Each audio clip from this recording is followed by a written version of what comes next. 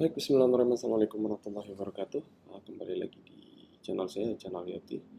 Oke, sebelumnya saya perkenalkan dulu, nama saya Rio. Di sini saya akan melanjutkan materi workshopnya kita, yaitu penulisan CSS. Sebelumnya kita sudah mempelajari tentang pengenalan CSS, sekarang bagaimana cara menulis CSS tersebut. Oke, untuk CSS sebenarnya dia memiliki format teman-teman ya. Jadi silakan teman-teman buka materi yang tentang penulisan CSS ya. Nah, coba kita klik tabel konten di bagian belajar dasar cara penulisan CSS.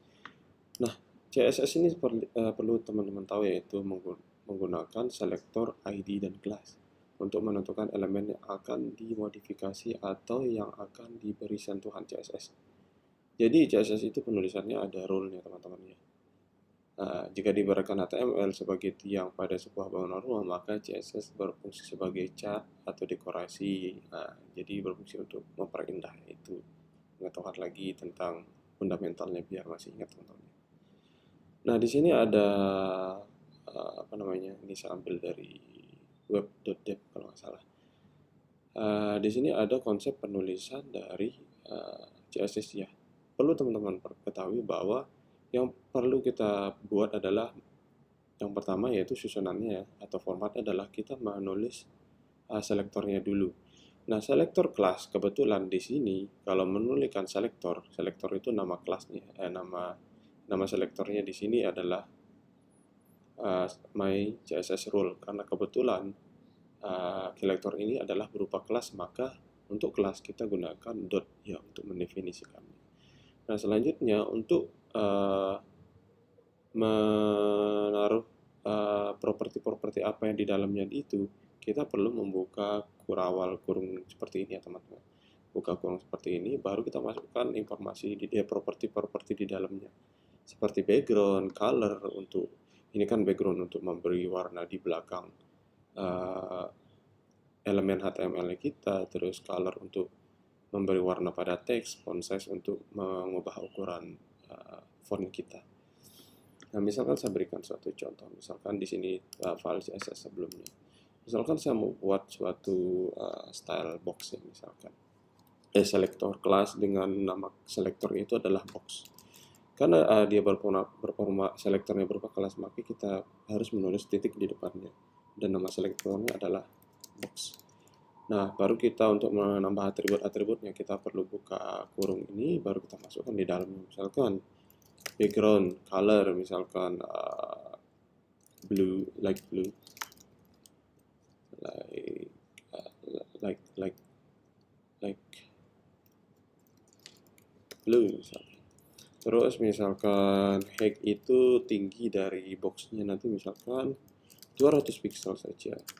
Terus lebarnya width misalkan 200 pixel juga. Seperti itu misalkan ya teman-teman. Nah, ini contoh penulisan dari CSS teman-teman ya. Perlu kita perhatikan dulu, ada selektornya berupa ID seperti yang dijelaskan tadi. CSS menggunakan selektor ada dua jenis, yaitu ada yang ID dan kelas. Nah, di sini ini contoh penulisan selektor menggunakan ID. Nah, kelas. Bagaimana kalau menggunakan ID? Nah, misalkan kalau ID kita untuk penulisan selektornya itu kalau menggunakan selektor berupa ID adalah dengan mengetik pagar di depannya. Misalkan ID misalkan home misalkan. Nah, ya box 2 lah misalkan. Nah, penulisan propertinya sama. Kita buka kurung kelawar misalkan ya, kita background color pink misalkan, terus height 300 pixel tingginya maksudnya, terus width ya, atau lebar kita gunakan 300 pixel juga. Nah, seperti teman-teman lihat di sini ya, ada dua yang perlu teman-teman pahami konsepnya. Ada dua jenis penulisan selektor ya. Ada ID dan kelas. Ini ya, contoh penulisan selektor berupa kelas. Ini contoh penulisan selektor berupa ID. Oke, kita lanjut materinya teman-teman.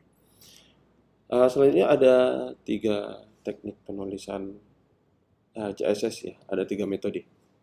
Yang pertama adalah inline CSS, yang kedua internal CSS, yang ketiga adalah external CSS. Apa itu internal CSS teman-teman? Inline CSS. Penulisan inline style CSS yaitu cara pertama, ini merupakan teknik penulisan sintaks CSS. Dengan inline style adalah teknik cara penulisan sintaks CSS yang tidak memerlukan selektor atau ID class, sehingga sintaks CSS diletakkan atau langsung disiapkan pada elemen HTML. Nah, ini kita perlu garis bawahnya.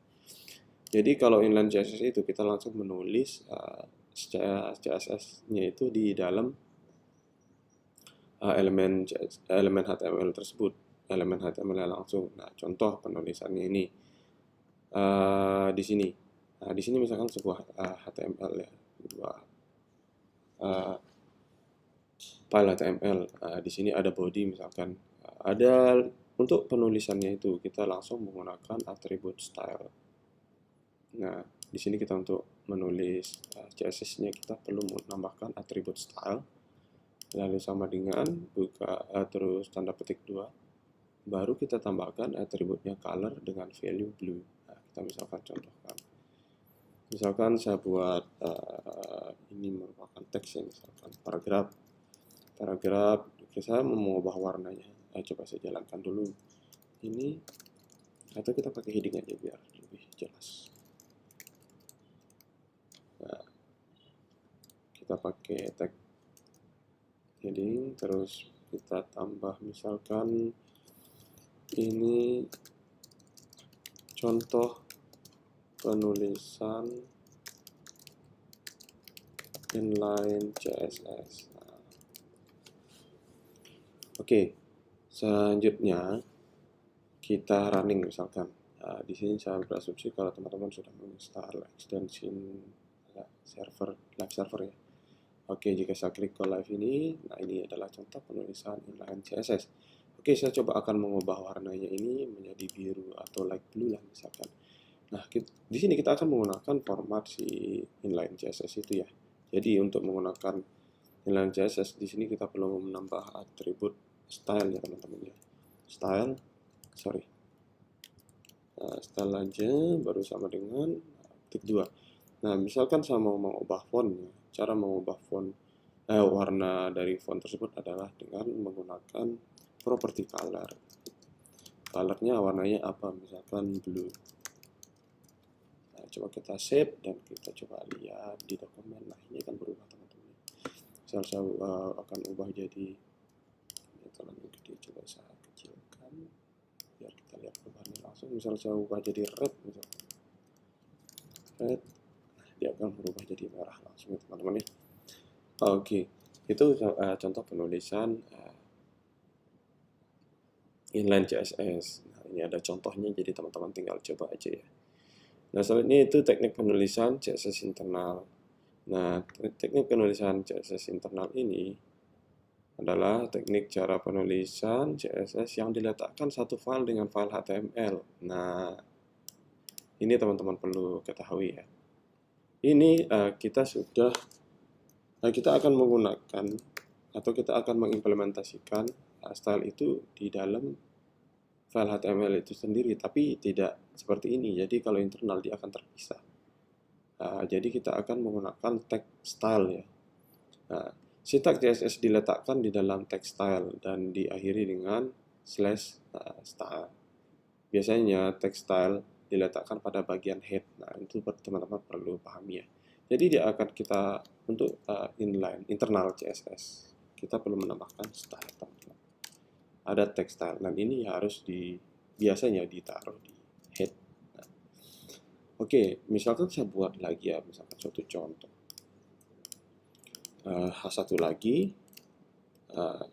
ini adalah contoh penulisan CSS internal. Oke, saya save. Nah, di sini akan nongol langsung ya teman-teman, karena kita menggunakan live server. Nah, kita akan mengubah warnanya ini menjadi biru. Nah, misalkan saya langsung tambahkan penulisan, misalkan saya tambahkan selektor. Nah, perlu teman-teman ketahui ya, untuk penulisan internal CSS perlu sebuah selektor ya. Di sini misalkan text blue, saya namakan selektornya karena selektornya berupa kelas, jadi saya tambahkan titik di depannya. Nah, oke, saya buka kolom perawal untuk menambah atributnya. Ya, propertinya maksud saya, sorry. Untuk mengubah font kita gunakan colornya adalah blue. Nah, kita save, nah ternyata tidak berubah teman-teman. Seperti yang saya jelaskan tadi. Kenapa tidak berubah? Ini karena kita tidak belum menambahkan ini ya, atribut kelas. Nah, mulai dari internal dan eksternal, kita akan menggunakan atribut bernama kelas. Coba kita baca. Harusnya ada ya. Oke. Perhatikan contoh penulisan internal CSS di atas. Sintak CSS diletakkan di dalam style. Nah, seperti itu ya. Oke, kita langsung praktek aja. Misalkan untuk penulisan atribut kelas itu. Di sini kita akan untuk mengimplementasikannya kita perlu mengimplementasikan suatu atribut kelas untuk memanggil style ini. Maka kita hanya memanggil selektornya aja tanpa titik, text blue. Nah, seperti itu teman-teman.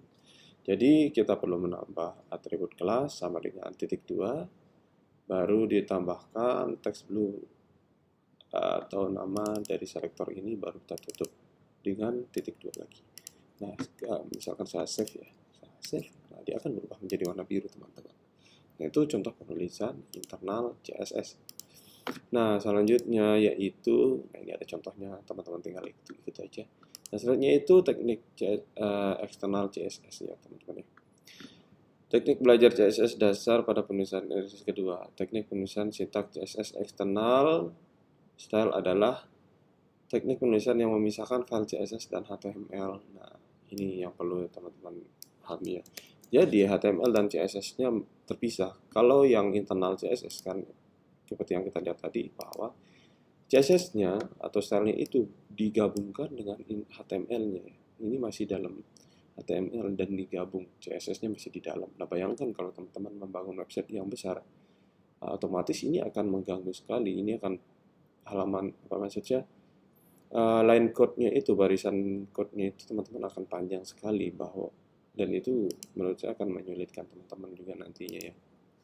Nah, solusinya di sini ada CSS eksternal ya, dia akan kita akan memisahkan penulisan CSS ini dengan HTML-nya. Nah, kita balik lagi. Penggunaan CSS yang baik adalah menggunakan teknik penulisan CSS ini karena kode program kita tidak berantakan, karena sintaks CSS disimpan pada file CSS. File CSS dan HTML dihubungkan menggunakan tag link. Nah, misalkan ini kita mau pindah nih, kita udah nggak menggunakan ini lagi. Nah, kita akan hapus, misalkan kita nggak perlu hapus ya. Misalkan kita buat satu lagi, satu ini contoh penggunaan inisiatif CSS eksternal.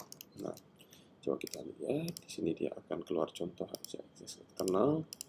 Lalu bagaimana kita cara memberikan dia warna? Misalkan kita mau mengubah warnanya seperti yang kita teman-teman tahu ya. Kita akan buat file eksternal. Nah, kebetulan kita udah buat file CSS sebelumnya ya di dalam folder style. Nah, di sini kita akan menulis CSS-nya. Nah, misalkan kita hapus saja ini yang sebelumnya. Nah, kita akan mengubah warna teks itu. Nah, perlu kita sepakati dulu misalkan warna CSS-nya adalah, misal kita mau ubah warna ungu misalkan nanti. Nah, otomatis kita akan buat selektor berupa kelas dengan nama text purple misalkan untuk mengubah warnanya menjadi ungu. Nah, sebenarnya nama selektornya ini bebas, teman-teman yang mau ganti dengan ungu misalkan boleh. Tapi di sini untuk merapikannya kita gunakan selektor text purple. Oke, bagaimana cara mengubah teksnya? Seperti biasa tadi kita menggunakan property color. Lalu untuk warnanya kita gunakan purple karena nama selektornya agar sesuai ya. Nah, bagaimana cara menggunakan CSS ini? Kita coba save ya CSS-nya. Tapi di sini masih belum berubah, ini masih belum berubah warna ungu. Jadi kita perlu mengimport CSS-nya kita tadi dengan menggunakan link rel ya. Ini kita sudah implementasi ternyata ya. Nah, link rel. Atau kita akan menggunakan tag link. Nah, rel style sheet di sini kita perlu memasukkan ininya kita, CSS-nya kita itu, di mana CSS-nya itu berada di folder style. Kita perlu menambah garis miring untuk masuk ke dalam folder itu, dan kita gunakan style.css, kita panggil style.css itu, kita save. Nah, selanjutnya ini masih belum berubah warna ungu ya. Kenapa teman-teman? Karena kita masih belum menambahkan atribut class, kita belum memanggil selektornya kita tadi. Nah, kita sekarang panggil selektornya dengan nama selektornya dia itu text purple. Nah, saat kita save baru di sini akan berubah menjadi purple. Oke, kurang lebih seperti itu ya teman-teman ya, contoh penulisan CSS ya. Semoga teman-teman paham contoh penulisan CSS yang tadi ada inline CSS, internal CSS, dan external CSS. Oke, cukup sekian dari saya. Sampai ketemu di kelas berikutnya. Mohon maaf atas segala kekurangannya. Assalamualaikum warahmatullahi wabarakatuh. Bye-bye.